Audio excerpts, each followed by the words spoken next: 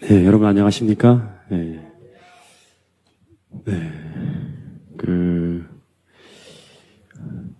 벌써 이제 여름이 문득 다가온 것 같습니다. 그죠? 이 외투가 상당히 덥게 느껴지는 그런 계절이 다가오는 것 같습니다. 낮과 밤의 기온차도 참 심하고, 그래서 오늘 우리 장로님 감기 기운이 드신 것 같은데요. 하여튼, 우리 모두가 하여튼 이 일교차가 심하고 고르지 않은 그 날씨에 건강히 유의해야 될 그런 시절인 것 같습니다.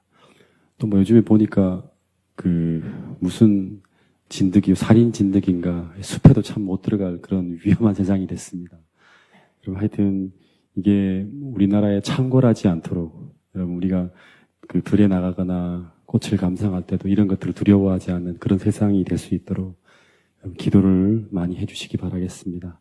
아무쪼록 이 어수선한 이때 우리가 더 예수님의 재림을 생각하고 한 발짝 한 발짝 걸어갈 때마다 우리가 믿음 아래, 은혜 아래, 하나님의 돌보심 아래 우리가 살고 있음을 날마다 말씀을 통해서 확인하는 그런 여러분과 저의 생애가 되기를 간절히 바라겠습니다. 자, 지지난주 화요일부터 계속 이 로마서 7장을 공부하고 있는데요. 오늘 하고 이번 주 금요일 두 번에 걸쳐서 7장을 공부하면 아마 이제 7장을 마치게 될 것 같습니다. 아마 가장 좀 어떻게 보면 좀 많이 생각하게 만드는 그런 곳이 로마서 7장입니다. 논란도 좀 있고. 지난주 화요일부터 이거를 다루고 있는데 7장 1절부터 6절까지의 비유, 다시 말하면 두 가지, 그러니까 두 남편에 대한, 한 아내와 두 남편에 대한 비유를 통해서 우리는 이 율법과의 관계를, 그리스도인은 율법과의 관계를 바르게 정리하고 예수님과의 참된 관계를 맺어야 하는 사람들이라는 것을 우리가 배웠어요. 그죠? 기억하십니까? 그래서 이것이 바로 율법 아래에서 사는 삶이 아니라 은혜 아래로 들어가는 삶이 참된 신앙생활이라고 이제 우리가 얘기를 했고요. 그래서 이 행함으로 말미암는 삶에서 믿음으로 말미암는 삶으로 전환하는 게 똑같이 율법 아래에서 은혜 아래로 들어가는 어떤 경험이라고 그랬습니다. 그래서 이렇게 그리스도와의 바른 관계 속에서 다시 말하면 은혜 아래, 다시 말하면 참된 신앙생활을 하는 사람은 그러니까 율법을 그냥 지켜야만 한다. 율법이 무엇인지만을 아는 것에서 머무는 사람이 아니에요. 율법 아래 있는 사람이에요. 그 안식일이 뭔지고 이것만 아는 게 아니라 어떻게 하면 그리스도의 능력을 얻고 그분의 도움을 받을 수 있는가를 늘 관심을 갖고 살아가는 사람이에요. 그러니까 주님의 은혜가, 주님의 능력이 계속 내게 임할 수 있도록 여기서 떠나면 안 된다는 어떤 이런 생각을 가지고 계속 주님과 동행하는 삶을 살아가는 사람들이 바로 이 그리스도와의 바른 관계, 은혜 아래 사는 사람들입니다. 그래서 이 관계의 변화, 옛날에 유대교에 있는 사람들은 전부 다 율법 아래 살았어요. 그래서 이들은 그리스도의 은혜, 하늘로부터의 능력을 경험하지 못했어요. 근데 이런 사람들에게 은혜 아래로 어떻게 들어갈 수 있는지를 알려주는 게 바로 로마서예요. 로마서가 복음인 거예요. 혹시 기억하세요? 율법주의자와 참 그리스도인의 차이. 김문수 집사님에게 한번 기대를 해보겠습니다. 또 율법주의자와 참 그리스도인의 차이. 뭐라 그랬죠? 정한이 집사님 혹시 아세요? 율법주의자와 전부 다 이쪽에서 이렇게 보고 해야겠어요, 설교를. 자, 율법주의자와 참 그리스도인의 차이.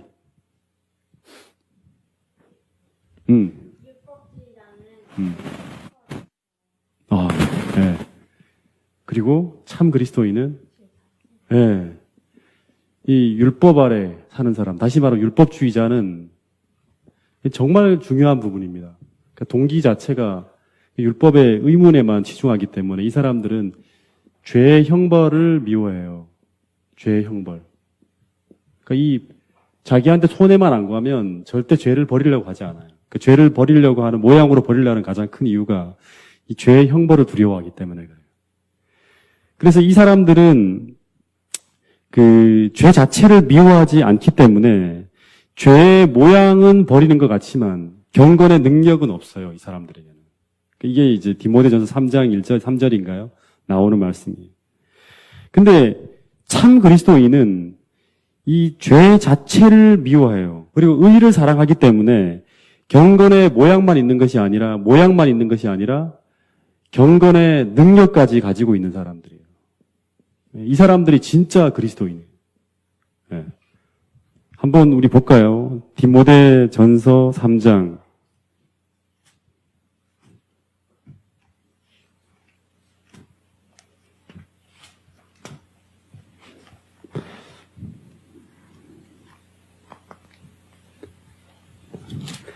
이게 새 성경책이라서 잘 넘어가네요, 참.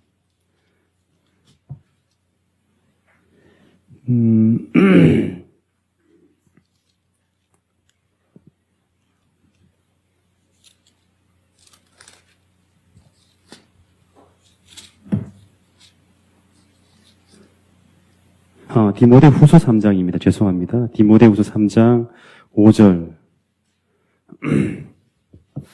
자, 같이 한번 읽어보겠습니다. 시작.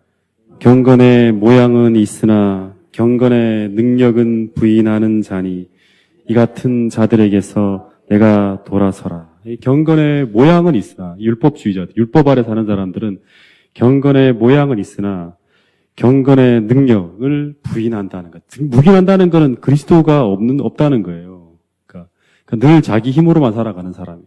그러니까 오늘 우리가 꼭 알아야 될 것은 우리가 은혜 아래 머무는 사람이라 그러면, 그리스도와의 바른 관계 속에 있는 사람이라 그러면, 우리는 어떻게 살아가는 것이, 어떤 것이 교회 법이고, 어떻게 생활하는 것이 그리스도인인가 하는 그 법과 규율만을 고민하는 것이 아니라, 어떻게 하면 그리스도의 은혜 아래서 그 능력을 누리면서 하나님과 동행할 수 있는가 하는 것을 더 관심을 갖고 살아가는 사람이 바로 은혜 아래 사는 사람이라는 겁니다. 그래서 이 주님을 정말 사랑하는 자가 동시에 계속 죄를 탐닉한다는 것은, 그것은 무엇인가 우리가 잘못 믿고 있다는 거예요.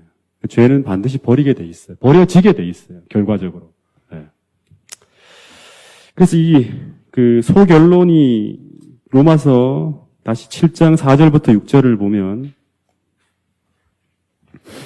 자, 읽어보겠습니다. 시작. 그러므로 로마서 7장 4절부터 6절까지입니다. 시작. 그러므로 내 형제들아, 너희도 그리스도의 몸으로 말미암아 율법에 대하여 죽임을 당하였으니 이는 다르니 곧 죽은 자 가운데서 살아나신 이에게 가서 우리로 하나님을 위하여 열매를 맺게 하려. 그러니까 우리 삶의 열매가 참된 열매가 맺히려면 경건의 모양이 아니라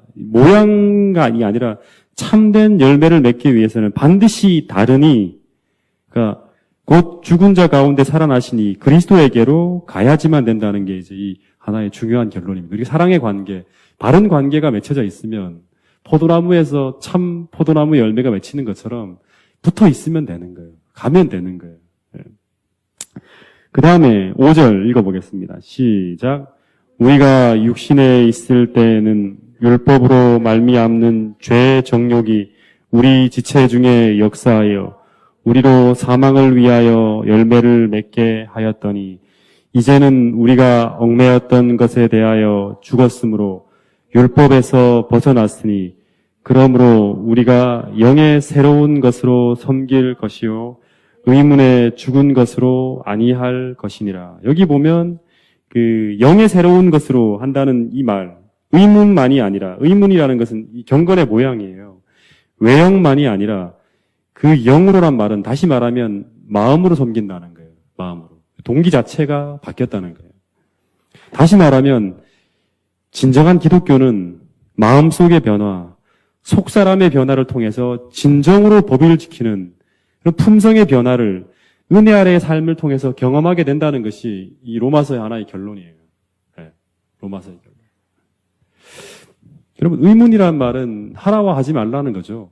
그러니까 이렇게 하는 것이 옳은 길이라는 것을 얘기하는 거예요. 이 문자의 규율을 의미하는 거예요.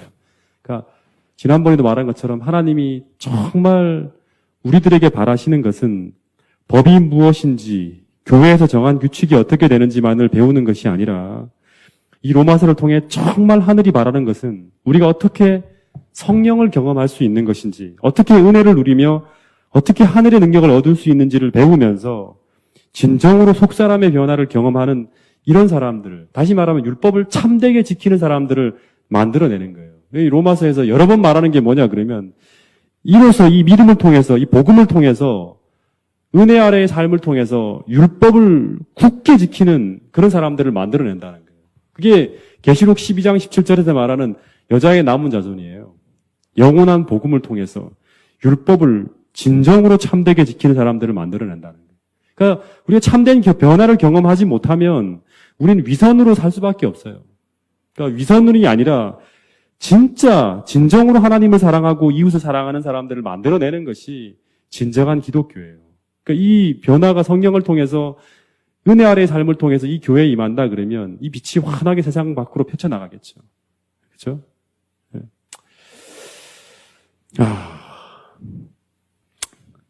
영의 새로운 것으로 하나님을 섬기는 사람, 성령을 통해 우리 안에 들어오는 하나님의 사랑을 가지고 하나님을 섬기는 사람, 이런 사람들이 바로 동작중앙교회 여러분과 저가 될 수 있기를 간절히 바라겠습니다. 네. 그러니까 이 사랑이, 이 예수 그리스도의 마음이 우리 마음에 들어와야 돼요. 예수 그리스도의 마음이. 그러니까 그것은 우리 안에는 없는 거예요. 성령을 통해서, 그러니까 이 예수 그리스도의 마음이, 이 사랑이 우리 마음을 쫙 지배하게 되면 이 사랑이 우리에게 진짜 율법의 속박에서, 그러니까 내가 날마다 죄책감을 느끼는 이 율법의 속박에서 우리를 자유하게 하고 우리 안에 하나님의 율법을 어떻게 한다? 완성시킨다는 거예요. 이 사랑이, 하나님의 사랑이. 로마서 13장 10절 한번 보겠습니다. 로마서 13장 10절.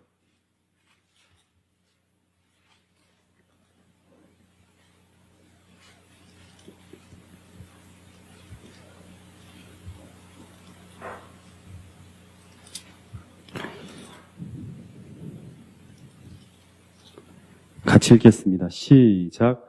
사랑은 이웃에게 악을 행치 아니하나니 그러므로 사랑은 율법의 완성이니라. 이 사랑이 뭘까요? 로마서 5장 5절에서 말하는 성령을 통해서 은혜 아래에 있는 사람들, 다시 말하면 하나님과 화평한 관계, 참된 관계를 누리는 그 사람들에게 이 사랑은 성령을 통해서 우리 안에 부어지는 그 사랑입니다. 하나님의 사랑이에요. 이 사랑이 곧 우리를 지배하게 되면 이 사랑은 우리로 하여금 하나님의 율법을 완성시킨다는 거예요. 참된 변화를 통해서. 여러분 꼭 이런 사람들이 될 수 있게 되기를 간절히 바라겠습니다. 그래서 여러분 이 은혜라는 말은 이거는 제가 볼 때는 하나님의 사랑이에요. 사랑도 되는 거예요. 하나님의 사랑 안에 계속 머물러 있는 은혜 아래 우리가 계명을 지켜서 그의 사랑 안에 머문다. 하나님의 사랑 안에라고 말을 하고 같은 개념이라는 생각이 들어요. 그래서 이 은혜가 어떻게 보면 이 하나님의 사랑이 우리를 계속 강권하잖아요. 이 은혜가 그리스도의 신앙의 또 주 동력입니다. 그래서 그리스도인은 이 그리스도의 은혜를 떠나서, 다시 말하면 그리스도를 떠나서는 아무것도 할 수 없어요. 우리 위치가 이 은혜 아래 거하지 않고 있다면 갈라디아서나 로마서를 통해서 본다 그러면 우리는 아무것도 할 수 없다는 거예요.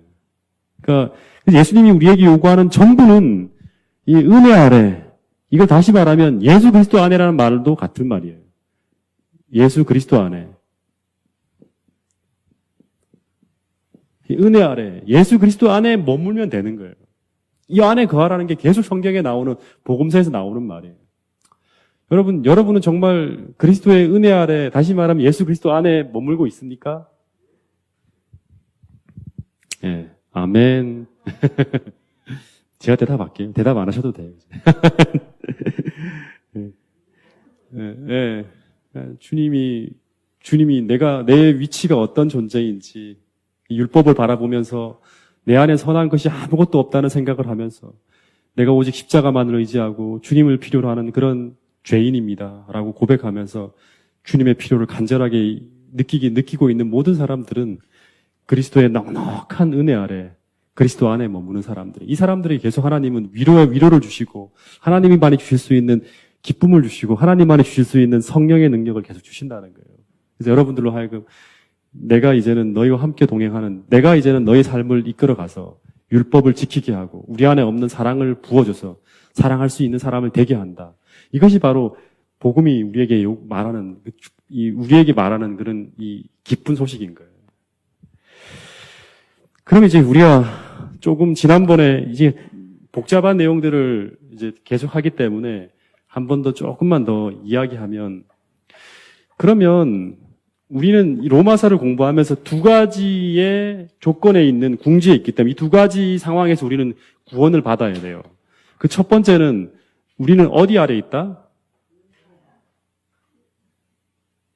대답 참 잘하세요. 제가 생각 기대하지 않는 답들을 많이 하세요. 첫 번째 우리는 어디에 궁지 아래 있냐 그러면 죄 아래 있어요.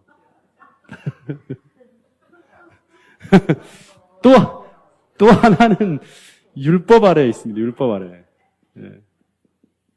그죠? 이 얘기가 계속 나왔잖아요. 이 두 가지가 우리 인간에 있는 궁지예요. 이 두 가지에서 우리는 구원을 받아야 돼.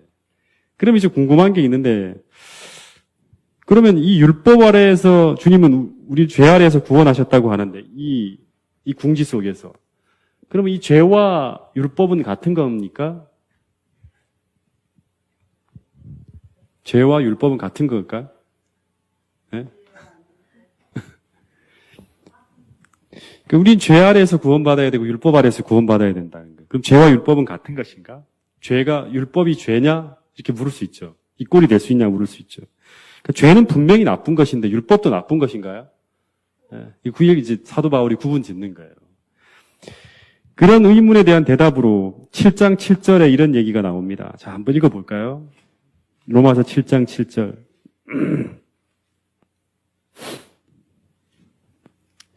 시작. 그런즉 우리가 무슨 말 하리요? 율법이 죄냐? 그럴 수 없느니라. 율법으로 말미암지 않고는 내가 죄를 알지 못하였으니 곧 율법이 탐내지 말라 아니하였다면 내가 탐심을 알지 못하였으리요. 그러니까 그러면 율법이 죄냐? 그럴 수 없느니라. 그러니까 죄와 율법은 동의어가 아니라는 거예요. 그러니까 율법 아래에서 구원받는다는 것과 죄 아래에서 구원받는다는 것은 동의어가 아니에요. 그죠? 왜 우리는 죄 아래에서 구원받아야 되죠? 죄가 나를 사망으로 인도하기 때문에 우리는 죄 아래에서 구원을 받아야 돼요. 그죠? 예수님이 대신 십자가에 달려 돌아가시고 죄의 영향력으로부터 우리를 구출해 주시는 것이 바로 하나님께서 우리로 사망의 길을 걷지 않게 하기 위해서 우리는 죄 아래에서 구원을 받아야 돼요. 근데 우리가 율법 아래에서 구원을 받는다는 것은 뭘까요? 대답하기 어렵죠. 그러니까 율법이 분명히 선한 것이 분명한데 여기 말하는 것처럼 문제가 뭡니까 그러면? 왜 우리가 율법 아래에서 구원받아야 되죠? 이걸 대답하실 수 있는 분은 로마서 7장을 정확하게 이해하고 있는 사람이에요. 김부수 집사님에게 한번 기대해 볼까요, 또? 문제는 뭐냐, 그러면, 율법이 문제가 아니라, 율법은 거룩하고 선하고 좋은 거잖아요. 근데 율법이 문제가 아니라, 이 율법을 지켜야 하는 우리가 문제인 거예요. 그러니까 우리가 율법을 지킬 수 없기 때문에, 다시 말하면 내가 죄악적인 본성을 가진 연약한 인간이기 때문에, 이 연약성으로 인해서 율법에 조화될 수가 없는 거예요. 그런 인간의 궁지가 있기 때문에 우리는 율법 아래서도 구원을 받아야 할 필요가 있다는 거예요. 그래서 이 로마서 7장 7절의 말씀은 율법은 끊임없이 우리에게 내 진실한 면을 계속 비춰준다는 거예요. 거울이에요, 거울. 그래서 그러면 율법 아래로부터 우리를 구원할 수 있는 방법이 뭘까를 이제 답을 찾아야겠죠. 우리가 어떻게 그럼 율법 아래서부터, 예수님은 어떻게 우리를 율법 아래서부터 구원해 주나요? 율법이 문제가 아니라 문제는 내가 문제예요. 내가 율법과 조화롭게 살 수가 없어요. 맨날 이 율법 아래 살면 우리 계속 율법은 너 죽어야 돼. 죽일 놈 계속 그러는 거예요. 계속 죄인이니까. 죄된 본성이 우리에게 쏟아져 나오니까. 근데 우리가 율법이 거룩하고 선한 것인데 어떻게 하면 그럼 이 율법 아래로부터 우리 구원을 받을 수 있는가? 답은 갈라디아서 5장 16절부터 18절입니다. 그러니까 우리가 연약한 육신으로 말미암아 율법의 정죄를 당하는 이 끊임없이 속절없는 상황 속에서 어떻게 구원을 받을 수 있는가? 이 답이 이제 로마서 8장에 나오지만 미리 잠깐 던져주면 갈라디아서 5장 16절 18절 말씀을 한번 보겠습니다. 자, 한번 읽어볼까요? 시작. 내가 이르노니 너희는 성령을 쫓아 행하라. 그리하면 육체의 욕심을 이루지 아니하리라. 성령을 거스리고 성령의 소욕은 육체를 거스리나니 이 둘이 서로 대적함으로 너희의 원하는 것을 하지 못하게 하려 함이니라. 18절 중요합니다. 시작. 너희가 만일 성령의 인도하시는 바가 되면 율법 아래 있지 아니하리라. 그러니까 너희가 오늘 우리의 삶이 성령의 인도하시는 바가 되면, 이거 다시 말하면 우리가 은혜 아래에 있으면, 그리스도 안에 있으면, 이건 다 성령 아래에 있는 것과 성령의 인도하는 바와 다 똑같은 답이에요. 그렇다 그러면 우리는 율법 아래에 있지 않게 된다 그러는 거예요. 그러니까 이 율법 아래에서 구원받을 수 있는 유일한 답은 내가 율법을 지킬 수가 없잖아요. 지킬 수 있는 능력이 외부로부터 와야만 되는 거예요. 그 지킬 수 있는 능력이 외부로부터 오는 그 유일한 거는 바로 성령인데, 성령의 인도하시는 바의 삶을 우리가 따라 살고 있다 그러면 육체의 욕심이 이루어지지 않는, 다시 말하면 율법으로부터 해방되어지는 그 경험을 하게 된다는 거예요. 그러니까 율법 아래의 반대말은 성령 아래가 되겠죠. 이건 다시 말하면 은혜 아래 있으면 우리는 성령의 지배를 받을 수 있는 거예요. 이건 또 다른 표현으로는 그리스도 안에, 다 같은 표현이에요. 전부 다 같은 표현입니다. 성경을 읽을 때마다 같이 이렇게 생각을 한다 그러면 이게 다른 표현이고 이게 다른 표현이고 이게 아니라 다 같은 이야기. 그러니까 우리가 정말 위선이 아닌, 진짜 율법을 의문만이 아닌 변화된 모습으로, 우리 속사람이 바뀌어진 모습으로 하나님을 섬기면서 기쁘고 즐겁게 신앙생활을 하기 위해서는 반드시 우리의 삶이 이 그리스도께서 인도하시는, 성령의 인도하시는 바가 될 때 이게 가능하다는 거예요. 이게 율법이, 우리 육신이 연약함으로 말미암아 계속 율법 아래에서 우리가 충돌할 수밖에 없어요. 그러니까 율법이 육신으로 말미암아 연약하여 할 수 없는 그것을 하나님은 어떻게 하신다? 하신다는 거예요. 그 하기 위해서 죄를 인하여 자기 아들을 죄 있는 육신의 모양으로 보내어서 우리로 하여금 육신의 죄를 정하사 육신을 쫓지 않고 영을 쫓아 행하는, 다시 말하면 성령이 인도하는 대로 따라가는 그 모든 사람들에게 율법의 요구를 이루어지게 하신다는 거예요. 이게 율법으로부터 해방시키는 그 하나의 이야기입니다. 로마서 8장 3절의 이야기. 여러분, 그래서 이 도덕과 교육에는 한계가 있어요. 도덕과 교육에는. 아무리 사람들한테 이렇게 좀 행해주세요라고 얘기를 해봤자 이 은혜 아래 머물러 있지 않으면요, 율법 아래 있는 사람들에게, 다시 말하면 율법의 조문이 뭔지만 그 이상을 알지 못하는, 경건의 능력이나 성령을 어떻게 우리가 경험하는지를 모르는 사람들한테는 100번, 1000번, 10년, 20년 이야기해도 절대 변화가 일어나지 않아요. 잔소리만 듣지. 예. 여러분, 그래서 이 도덕은 우리가 가야 할 길만을 제시하고, 율법은 우리가 가야 할 길만을 제시하지 그 길을 어떻게 걸어갈 수 있는지 그 능력을 주지 않아요. 예. 그래서 여러분, 우리가 율법 아래서 정죄받고 절망하는 우리들에게 정말 필요한 것은 뭐냐 그러면 그 길을 걸어갈 수 있는 능력이에요. 그 능력은 바로 성령이라는 거예요. 오늘 이 교회에서 로마서를 공부하면서 우리 모두가, 인터넷에서 듣고 있는 모든 분들에게도 마찬가지입니다.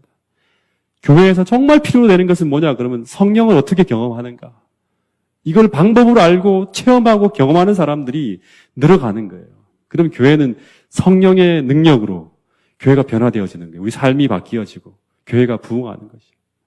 여러분, 이 이야기를 들을 때 여러분들의 마음속에 변화가 있게 되기를 간절히 바라겠습니다. 성령의 빗방울이 여러분들의 마음에 떨어지게 되기를 간절히 바라겠습니다. 여러분, 성령을 어떻게 우리가 받을 수 있나요? 너무 익숙한 얘기를 질문을 하니까 갑자기 말문이 막혀버리죠. 성령을 어떻게 받을 수 있나요? 제가 어떤 목사님이 재림연수원에 갔는데 한참 기도하고 있는데 저보다 선배예요. 연차도 높으신 목사님이. 이게 다 녹음되나? 이름 맡기면 안 되죠. 그 목사님이 저한테 묻더라고요. 그 세 사람이 같이 이야기를 하는데 성령을 어떻게 받을 수 있는지 한번 성령론에 대해서 얘기를 좀 해달라고 얘기를 하는 거예요. 그러니까 아주 제가 아주 진짜 똑똑한 한 목사님도 같이 있었어요. 저보다 연차가 2년 넘, 3년 넘지 분들 같이 있는데 얘기를 하라니까 다들 꿀먹은 벙어리야. 말을 안 해.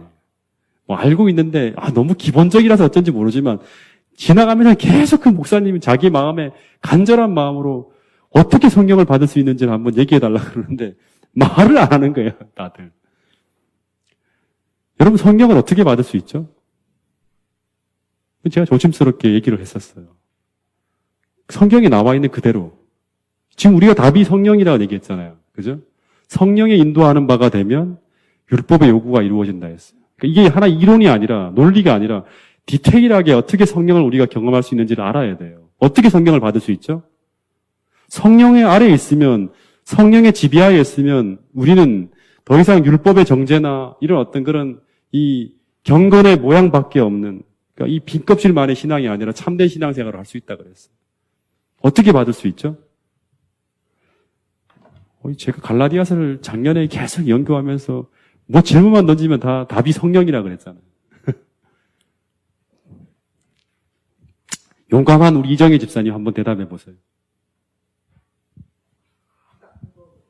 네. 네, 아멘. 네. 누가복음 11장에 보면 적지 마세요. 기억하세요. 누가복음 11장에 보면 주기도문의 이야기 가운데 쭉 나오는 게 뭐예요? 구하라, 두드리라, 그 다음에 또 뭐하라? 찾으라. 그러면 구하는 이에게 내가 반드시 줄 것이고 찾는 이에게 내가 반드시 줄 것이다. 그러면서 아버지가 아들이 떡을 달라는 책에 돌을 주며 생선을 달라는데 뱀을 줄 수 있냐 하면서 하는 말이 뭐예요? 그러면서 내가 구하는 이에게 반드시 내가 뭘 주겠다? 구하는 이에게 성령을 주겠다 해서 기도예요. 첫 번째는 기도하는 삶이에요. 그러니까 기도하지 않는 사람에겐 절대 성령의 빗방울이 임하지 않습니다. 첫 번째는 기도하는 사람. 그러니까 집사님, 민혁이 문제나 집사님의 많은 기도 제목들이 있잖아요. 그 제목이 다 뭐냐 그러면 성령을 받게 되는 하나의 기도, 하나의 조건이 되는 거예요. 하나님이 필요합니다. 다시 말하면 내가 은혜 아래 있으면 주님이 필요합니다. 은혜 아래 머무는 거예요. 주님을 향해 가난한 심령을 가지고 있는 사람들이 전부 은혜 아래 머무는 사람.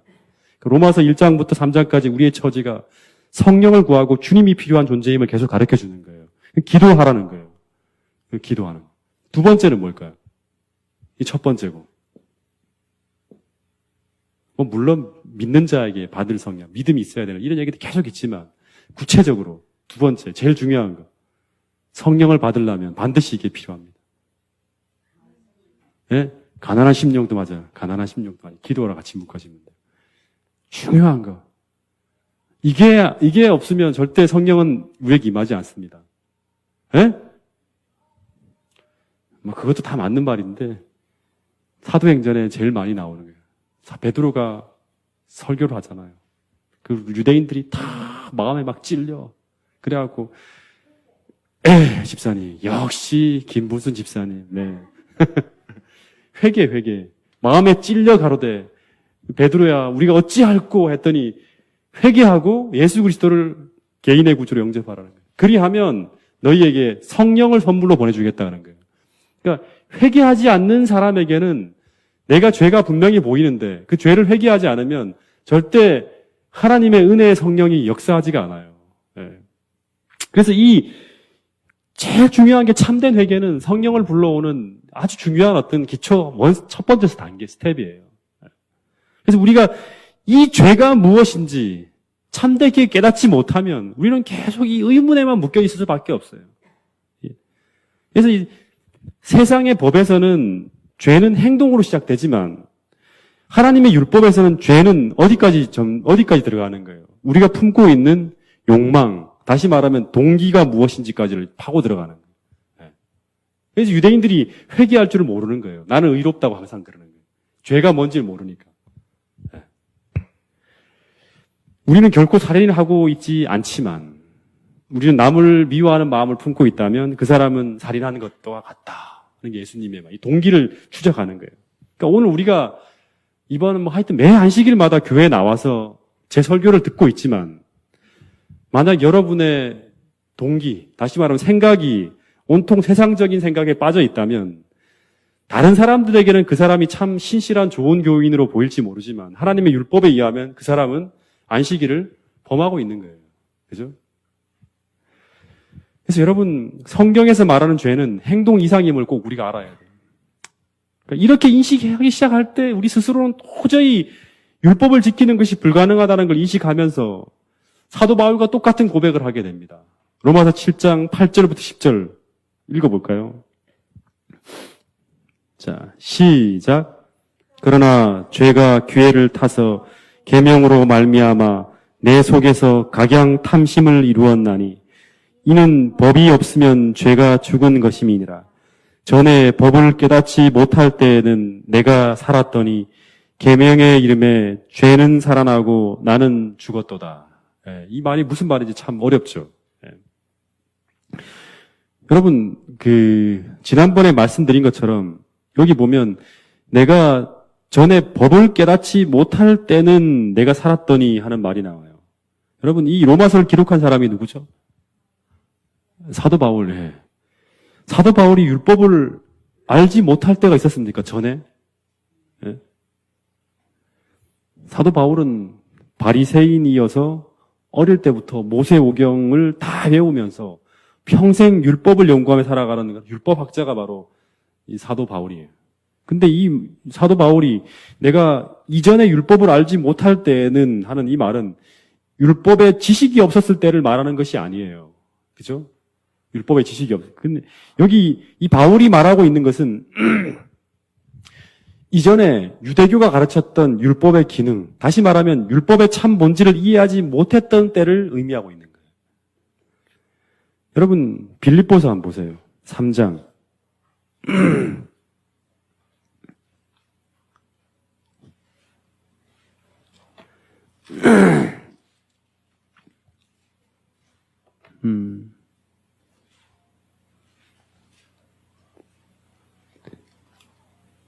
저희 3장 5절부터 한번 읽어볼까요? 5절부터.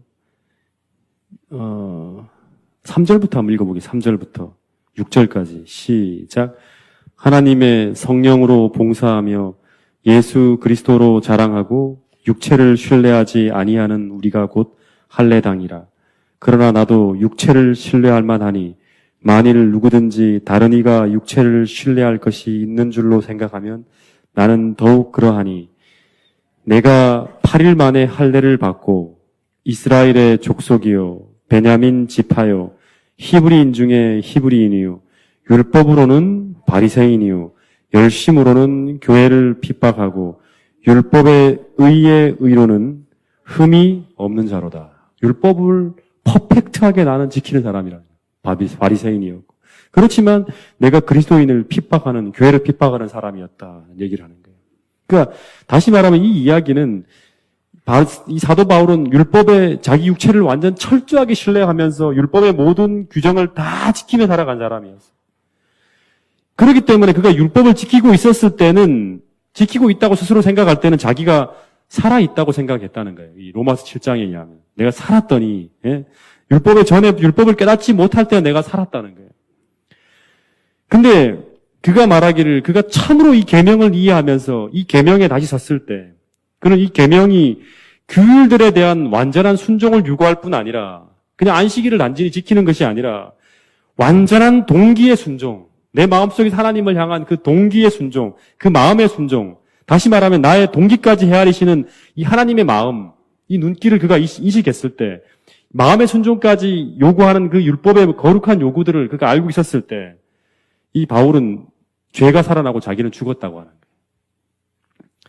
여러분, 제가 산상수훈에서 예수님이 율법을 재해석해 줬다 했잖아요. 그죠? 예수님의 말씀하시는 율법은 뭐라 그랬죠? 혹시 기억하십니까? 출애굽기를 공부할 때 한 번 했는데요. 네? 예수님이 산상수훈에서 말하는 율법은, 십계명은 어떻게 하라는 거예요? 산상수훈을 다 읽어보면, 그러니까 율법에 예수님은 율법을 완전케 하기 위해 오셨다 그러는데 그 완전케 하신 율법에 대한 이야기를 쭉 보면 너희들의 의가 서기관과 바리새인보다 더 낫지 아니하면 결단코 천국에 들어가지 못하겠다 그랬어요. 그러면서 이 율법에는 과거에는 너희가 형제를 살인하지 말라 했지만 형제를 미워하는 자도 살인하는 거고, 간음하지 말라고 했지만 실제로 생각으로 여자에게 음욕을 품는 것도 간음한 거고, 그 다음에 눈에는 눈, 이에는 이 하라 그랬지만 어떻게 하라? 실제로 율법에서 요구하는 건 뭐다? 내 원수를 사랑하는 거라고. 그래서 이쪽 뺨을 때리면 이쪽 뺨도 돌려대고, 그죠? 그리고 오리를 가자 하면 십리를 가고, 겉옷을 달라 하면 속옷까지 다 줘야 돼. 내가 이 원수가 내게 진짜 나를 고통스럽게 한다 하더라도 그 사람까지 사랑할 수 있는 그 마음이 내게 있어야 한다는 거예요. 그러면서 네가 네 형제들에게만 잘하면 그건 이방인도 다 하는 게 아니냐. 정말 원수를 사랑하는 그런 모습이 너에게 나타날 때 그 사람만이 진짜로 하나님의 아들이라 일컬음을 받게 된다는 거예요. 그러면서 하나님의 온전하신 것 같이 너희도 온전하라 하면서 이게 딱 율법에 대한 교훈이 끝납니다. 이 이야기를 결론 지었을 때 제가 생각할 때 율법을 항상 엘렌 화이트 글에 보면 율법은 예수님의 품성의 뭐다? 사본이라는 거예요. 그러니까 그분의 품성을 드러내는 거예요. 다시 말하면 율법이 요구하는 것은 예수님처럼 살으라는 거예요. 예수님처럼 살으라는 거예요.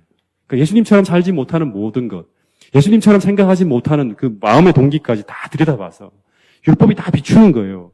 그게 미치지 못하면 너희들이 다 죄인이라는 거예요. 그러니까 이거를 보니까 사도 바울이 어떻게 돼요? 내가 아무리 율법을 잘 지킨다 하더라도 그렇게 살 수 있습니까? 거기 미치지 못하는 거예요. 그러니까 이 율법을 참으로 그가 이해하기 시작했을 때 어떤 고백을 하냐 그러면 이게 내가 죄인이라는 것을 딱 드러내면서 율법 앞에 섰을 때 내가 이제 깨닫게 됐을 때는 그 다음 내가 계명의 이름에 내가 죽게 되는 거예요. 내가 사망의 이름, 죽을 수밖에 없는 존재라는 걸 깨닫게 되는 거예요.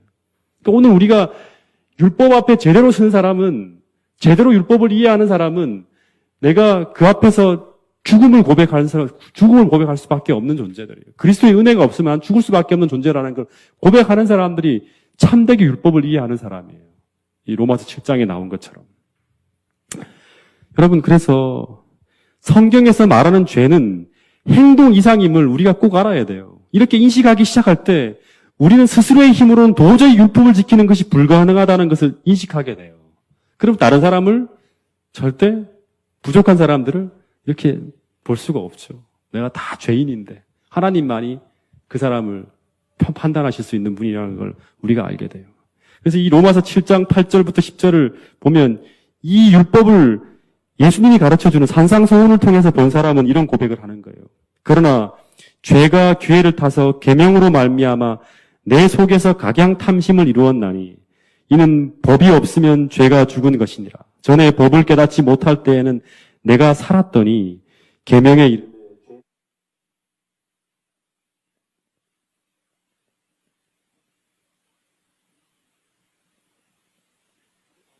것처럼 그리스도를 보고 다시 성경을 연구할 때 그가 그죠?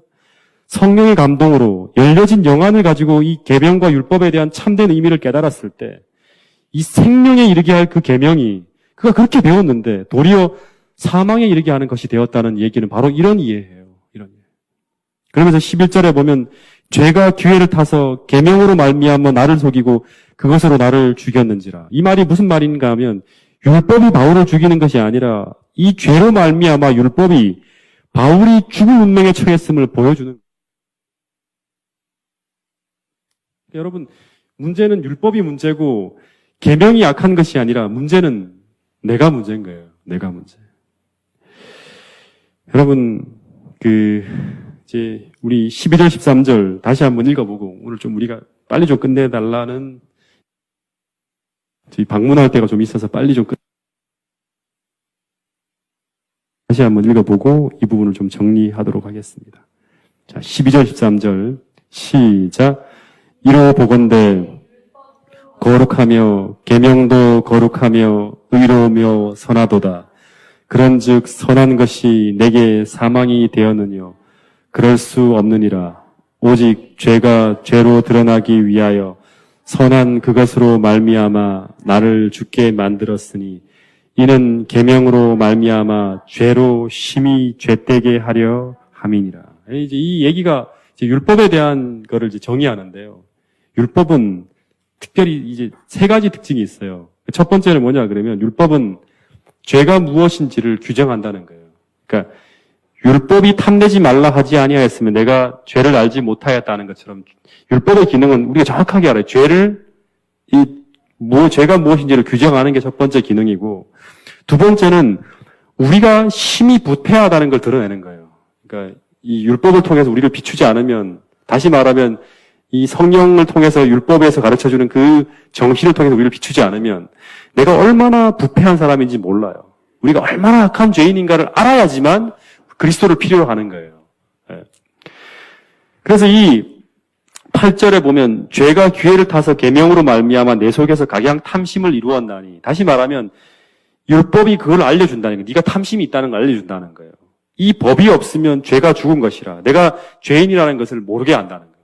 그러니까 내가 얼마나 죄인인가를 알려주는 것이고, 그리고 이런 내가 정말 죄인이라는 것, 다시 말하면 하나님 없이 못 산다는 것을, 스스로 구원할 수 없는 존재라는 것을, 이런 결론이 우리에게 탁 내려져야지만 무슨 일이 벌어지냐 그러면 우리는 그리스도에게 나가야 할 존재라는, 그리스도에 대한 필요를 느끼게 된다는 거예요.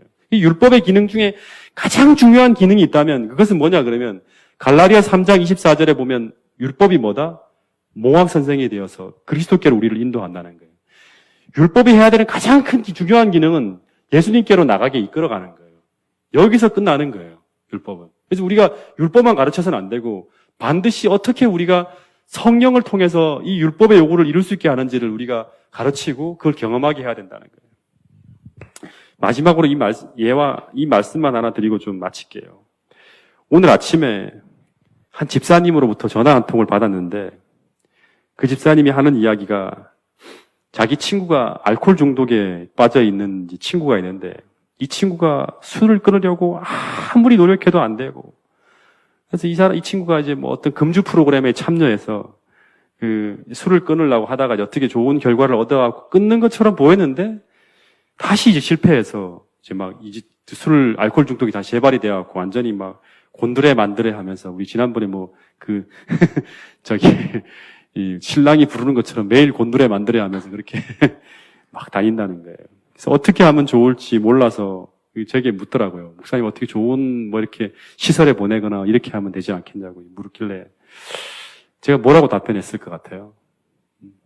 오늘 우리가 보는 것처럼 어떤 방법이나 노력보다 지금 그 사람의 상태가 속절없잖아요. 그죠? 아무리 헤어나올라 해도 안 되는 이런 어떤 그 상황 속에서는 교육이나 어떤 환경의 변화보다는 제일 중요한 건 그 순간은 지금 누구가 필요하나 그러면 그리스도가 필요한 상황인 것 같다고 하면서 그 문제를 해결할 수 있는 방법은 그리스도께로 돌아가는 것이 가장 중요하니까 그분에게 그리스도를 가르쳐 주라고 얘기를 했어요. 그러면서 제가 이 교회에서 몇몇 분들이 그러니까 예수님을 영접하고 난 후에 술과 딱 결별하는, 완전히 술을 딱 정리하는 그런 좋은 예들을 이렇게 설명해 드렸습니다.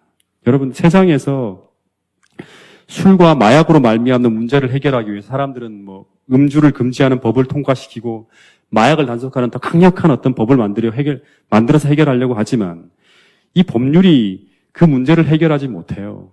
교육이나 이런 것들이. 그러니까 아이들 교육도 마찬가지예요. 강하게 매를 가지고 혹은 체벌을 가져서 아니면 강한 어떤 것들로 프레시한다 그러면 이 법률이나 이런 것들은 그 문제를 더 은폐시킬 뿐이에요. 변화는 없는데 모양만 싹 감추는 거예요. 그래서 죄에 대한 해결책은 법률이 아니라 뭐다? 오직 복음이에요, 복음. 다시 말하면 이 복음을 통한 예수 그리스도와 성령이에요. 그러니까 이걸 우리가 항상 가르치고 그걸 어떻게 경험하는지를 가르쳐 주는 것이 그들의 삶을 문제를 해결하는 가장 좋은 방법임을 우리 모두가 깨닫게 되기를 간절히 바라겠습니다. 이 복음을 여러분들의 생애 속에 모시고 이 복음이 필요한 사람들에게 그걸 꼭 나눠줄 수 있는 그런 저와 여러분이 되기를 간절히 바라면서 오늘 말씀을 줄이도록 하겠습니다.